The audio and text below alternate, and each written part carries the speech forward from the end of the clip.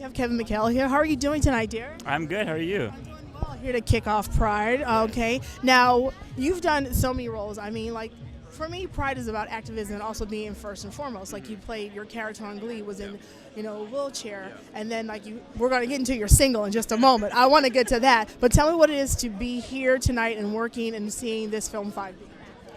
Oh, I mean, seeing this film supported like this is, I think, monumental. I think people forget where we came from because change can seem really slow and we're only a generation really removed from this epidemic.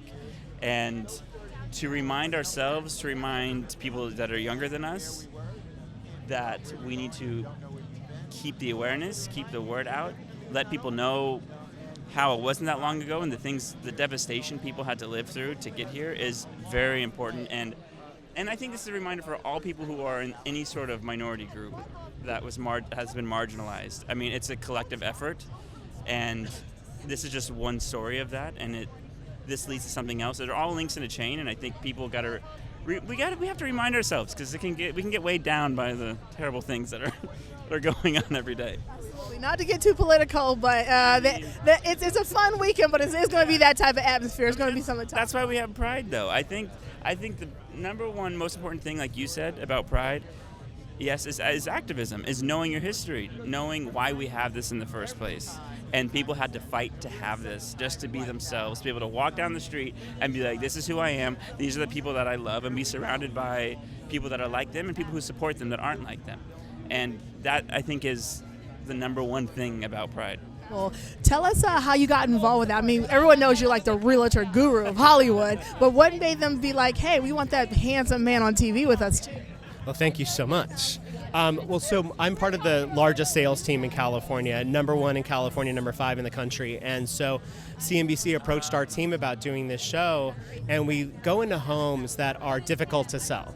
Either have been sitting on the market, haven't sold, or have challenging sellers, and we come in, repackage, remarket, and relaunch each property. And so the show is very interesting because it's unlike any other real estate show you've seen, because it's really about the process of selling a home and the true struggle that comes up when there are homes or sellers that are problematic.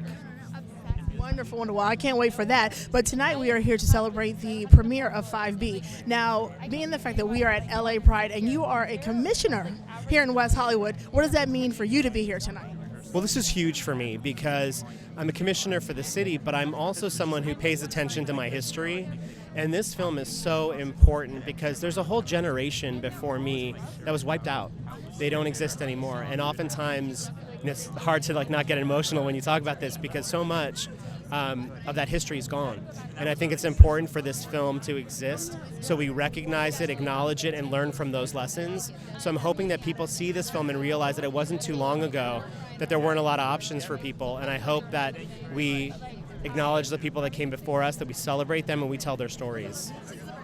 I mean, you are basically the man behind the scenes on this.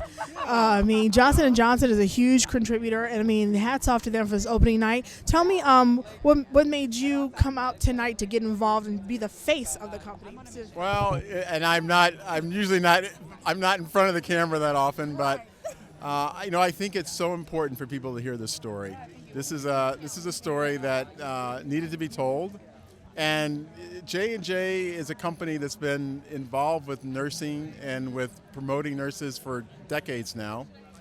And to be honest, a lot of people think of J&J as a baby company, and we're very happy with this, but we're so much more than that. In fact, we really take care of you throughout your whole life. And this gave us an opportunity to talk about all the things that we do with HIV in terms of research, in terms of drug development, and frankly, we're on the verge of hopefully having a vaccine for AIDS in the next few years. So this story, obviously it talks about HIV, but more importantly, it talks about the heroes, the unsung heroes in these nurses, and what courageousness that they expressed, the ability to really fight for patients in terms of their dignity, in terms of their respect. And when I was presented with the idea, it took me about 20 minutes to say, let's green light this, let's go and make this happen.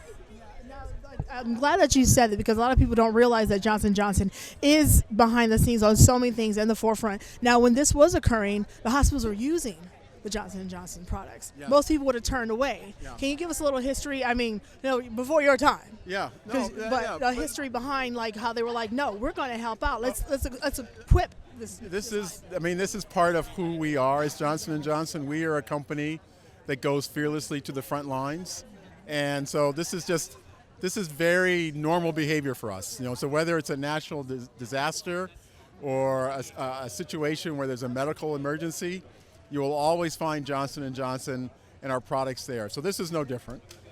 These are, at the end of the day, healthcare is a very personal thing, and we know that in our bones. And so to have this happen, of course Johnson & Johnson was going to be there. There was never a question for us in terms of that.